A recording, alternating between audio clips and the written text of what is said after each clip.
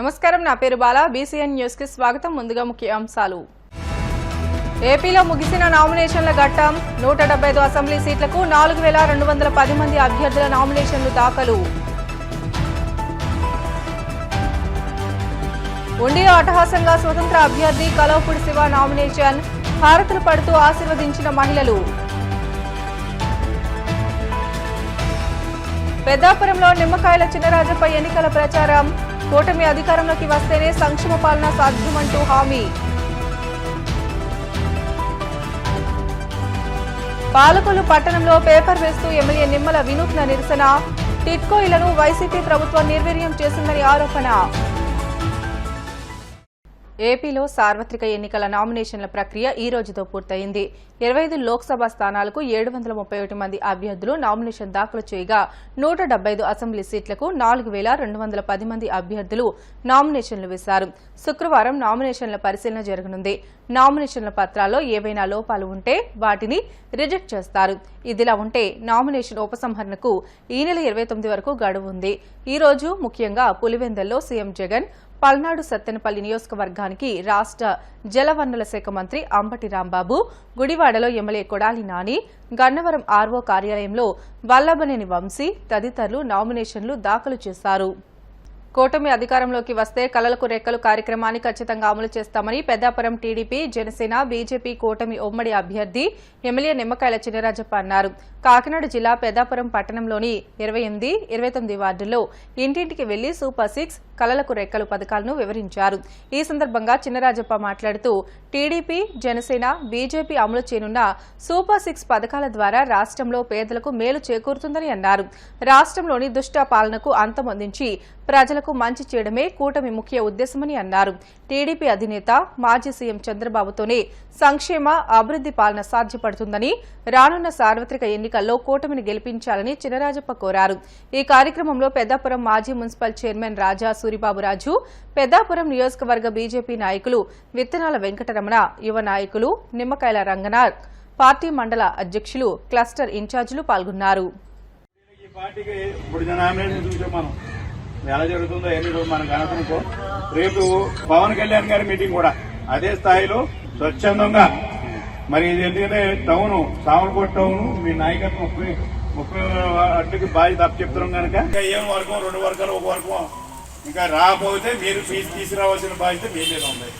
అందరినీ కూడా మోటివేట్ చేయవలసిన బాధ్యత మీ మీద ఉంది. ఎలక్షన్ అంతా కూడా మీ మీద ఆధారపడింది. నియోజకవర్గం నెగ్గాలంటే మీకు బాధ్యత అప్పు చెప్పేసి మీ మీద నా బాధ్యత మీ మీద పెట్టేసాను. ఇప్పుడు నేను అంచేత మీరు కరెక్ట్గా పనిచేస్తేనే ఆ బూత్ మెజార్టీ వస్తుంది. మెజార్టీ వస్తేనే నేను నెగ్గుతాను. అంచేత బాధ్యత మీద పెడతానని తెలియజేసుకుంటూ ఒకసారి ఏ బూతులు ఎవరు పెట్టారో ఒకసారి మీకు చెప్తాడు. తర్వాత నాయకులు మాట్లాడతారు. నాయకులు మాట్లాడిన తర్వాత మీరు కూడా ఏమైనా ఇది కాదు ఇది అని చెప్తే మేము వింటాం. మీరు అలా చేయమంటే అలా చేయడానికి సిద్ధంగా ఉంటాం. అనేది అందరూ కూడా ఫీల్డ్లో ఉండాలి, ఫీల్డ్లో పని చేయాలని చెప్తే మళ్ళీ బాధ్యత చెప్తాం మీకు. ఆ బాధ్యత కూడా మీరు చెయ్యాలి. ఆ 4 రోజులు 3 రోజుల ముందే మీరు డోర్ టు డోర్ అయిపోవాలి, క్యాన్వాసింగ్ అయిపోవాలి, ఇవన్నీ కూడా అవ్వాలి. అంచేత ఇవన్నీ కూడా అవ్వడానికి 27 తారీఖు పవన్ కళ్యాణ్ మీటింగ్ అయిన తర్వాత 28 నుంచి మీరు ఫీల్డ్లోకి వెళ్తున్నారు. పవన్ కళ్యాణ్ గారి మీటింగ్ గురించి రేపు వెళ్తున్నారు మీరంతా. రేపు ఫీల్డ్ రేపు ఎల్లుండ పవన్ కళ్యాణ్ గారు మీటింగ్ సక్సెస్ చేయడానికి ఫీల్డ్లో ఉన్నాం. 28 నుంచి క్యాండిడేట్లు లెక్కించడానికి మీరు ఫీల్డ్లో ఉన్నారు. మనం మెజార్టీ ఎంత వస్తే అంత ప్రెస్ అవుతుంది. అంచేత పవన్ కళ్యాణ్ గారిని అందరినీ కూడా మనం మొబైలైజ్ చేసే బాధ్యత మనం తీసుకోవాలి. కనుక ఆ కార్యక్రమం కూడా ఇక్కడ బాధ్యులు ఎవరైతే బాధ్యులు ఉన్నారో బాధ్యులు తీసుకుంటారని చెప్పి మీకు తెలియజేస్తున్నాం. బాబు గారు కూడా ఆయన కూడా కోఆర్డినేట్ చేస్తాడు. బాబు గారు నేను కోఆర్డినేట్ చేస్తాం. పై నుండి బీజేపీ వాళ్ళు కూడా వాళ్ళకి వాళ్ళ నాయకులు చేస్తే ఇస్తుంటారు. జనసేన కూడా చిత్తశుద్ధితో జనసేన బీజేపీ చిత్తశుద్ధితో పనిచేయడం కానీ, మన కార్యకర్తలందరూ కూడా చిత్తశుద్ధితో పనిచేయడం కానీ అన్ని చాలా పెర్ఫెక్ట్గా ఒక మంచి వాతావరణం కనపడుతుంది. రాష్ట్ర వ్యాప్తంగా అదే వాతావరణం వేళ జరుగుతుంది. పవన్ కళ్యాణ్ తర్వాత మంద జరిగింది జిల్లాలో, స్టేట్లో చెప్పి బాగా జరిగింది. దానికి కమిట్మెంట్గా మీరు అందరూ కూడా పనిచేసారు కనుక వచ్చారు కనుక బాగా జరిగింది.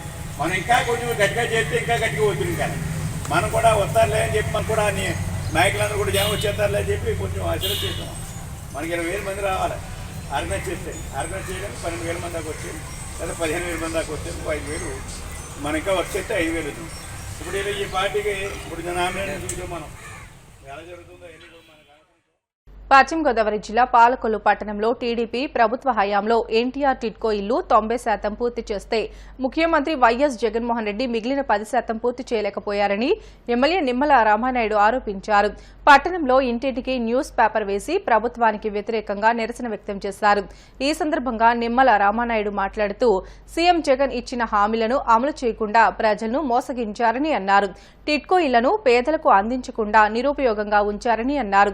దీంతో లబ్ధిదారులు తీవ్ర ఇబ్బందులు ఎదుర్కొంటున్నారని అన్నారు. ఇచ్చిన మాట తప్పి పేదలకు ఇల్లు అందించకుండా వారిని అప్పుల ఊబిలోకి నెట్టేశారని అన్నారు.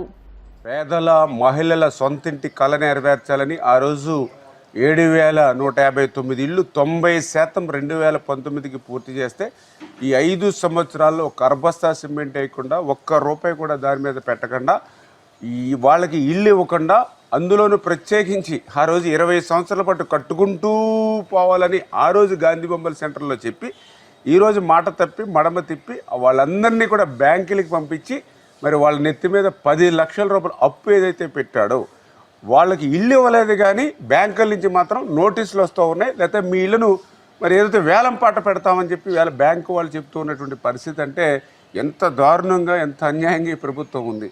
అందుకే తాడేపల్లిలో ముద్దు నిద్రపోతున్నటువంటి జగన్మోహన్ రెడ్డిని నిద్ర లేపడం కోసం మరి ఏదైతే ఉదయాన్నే 5 గంటలకి లేచి ఇంటింటికి కూడా సైకిల్ మీద తిరుగుతూ పేపర్ వేస్తూ ఈ ప్రభుత్వానికి నిరసన వ్యక్తం చేస్తూ ఉన్నాం.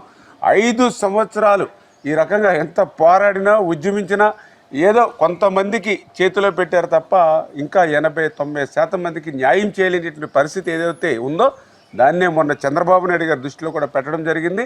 రేపు ఆగస్టు నెలలో శ్రావణ మాసంలో అందరికీ ఇంటి తాళాలు ఇచ్చేటువంటి బాధ్యత తెలుగుదేశం, జనసేన, బీజేపీ తీసుకుంటుందని చెప్పి మొన్న పబ్లిక్ గాంధీ బొమ్మల సెంటర్లోనే చెప్పడం జరిగింది. అదేవిధంగా అన్న మాట ప్రకారం జగన్మోహన్ రెడ్డి మాట తప్పినా మేము మాట తప్పకుండా ఉచితంగానే ఇళ్ళని ఇస్తామని చెప్పి కూడా సాక్షాత్తు రేపు కాబోయేటువంటి ముఖ్యమంత్రి చంద్రబాబు నాయుడు గారితో చెప్పడం జరిగింది. అందుచేత ఈవేళ ఎవరైతే ఇళ్ల లబ్ధిదారులు ఎవరైతే ఉన్నారో అందరూ కూడా ఒక భరోసాతో ఉండాలి. ఇంకొక 30 రోజుల్లో మళ్ళీ మీ అందరికి కూడా మంచి రోజులు వస్తాయని చెప్పి మీ ద్వారా అందరికి కూడా కాకినాడ జిల్లా పెద్దాపురం అసెంబ్లీ నియోజకవర్గ వైసీపీ ఎమ్మెల్యే అభ్యర్థిగా దావులూరి దొరబాబు గురువారం నామినేషన్ దాఖలు చేశారు.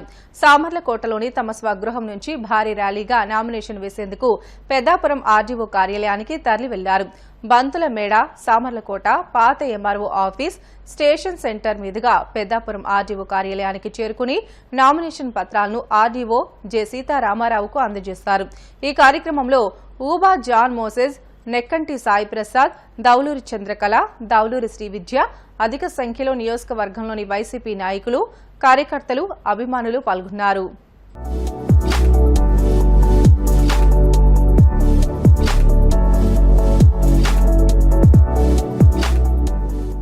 ప్రియతమ నాయకులు ముఖ్యమంత్రి వర్యులు వైఎస్ జగన్మోహన్ రెడ్డి గారి ఆశీస్సులతో, ఆ దేవుని ఆశీస్సులతో, ప్రజల ఆదరాభిమానాలతో పెద్దాపురం నియోజకవర్గానికి వైఎస్ఆర్సీపీ పార్టీ శాసనసభ అభ్యర్థిగా ఈరోజు నామినేషన్ వేయడం జరిగింది.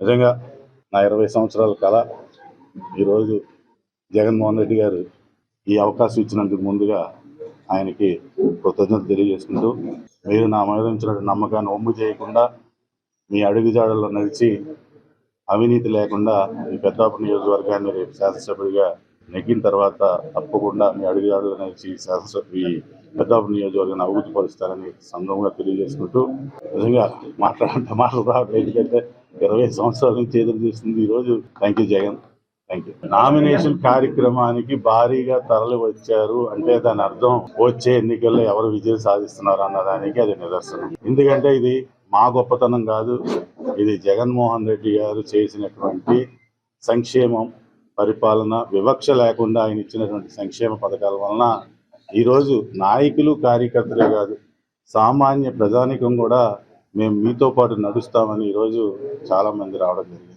నిజంగా వాళ్ళందరూ కూడా పేరు పేరున మా కృతజ్ఞతలు తెలియజేసుకుంటూ, తప్పకుండా ఈరోజు నిజంగా 40 సంవత్సరాల తర్వాత ఒక స్థానికుడికి ఈరోజు అవకాశం వచ్చిందని చాలామంది పార్టీలకు అతీతంగా ఈరోజు చాలామంది కూడా మద్దతు ఇవ్వడం జరుగుతూ ఉంది. ఇంకా 15 రోజులు 16 రోజులు ఎన్నికలు జరుగుతూ ఉన్నాయి. తప్పకుండా ఇక్కడ పెద్దాపురం నియోజకవర్గంలో ఒక స్థానిక జెండా ఎగరేసి, వైఎస్ఆర్సీపీ జెండా ఎగరేసి కొంతమందిని వాళ్ళ సొంత జిల్లాలకి, సొంత నియోజకవర్గాలకి పంపే రోజులు తొందరలో ఉన్నాయని ఈ సందర్భంగా తెలియజేస్తున్నాను. జై జగన్, జై జగన్, జై కౌలూరి, తిరుపతి జిల్లా గూడూరులోని కోనేటిమిట్టలో కొలువైన శ్రీ కోదండ రామాంజనేయ స్వామి దేవస్థానంలో వార్షిక బ్రహ్మోత్సవాలు వైభవంగా సాగుతున్నాయి. ఈ క్రమంలో గురువారం స్వామివారి రథోత్సవాన్ని వైభవంగా నిర్వహించారు. శ్రీరాముడు, సీతాదేవి విశేష అలంకరణలో రథంపై ఆసీనులై భక్తులకు దర్శనమిచ్చారు. భక్తులు స్వామివారి రథాన్ని లాగేందుకు పోటీ పడ్డారు. ఈ నేపథ్యంలో శ్రీరామనామస్మరణతో భక్తులు రథోత్సవంలో పాల్గొని స్వామిని దర్శించుకుని మొక్కులు చెల్లించుకున్నారు.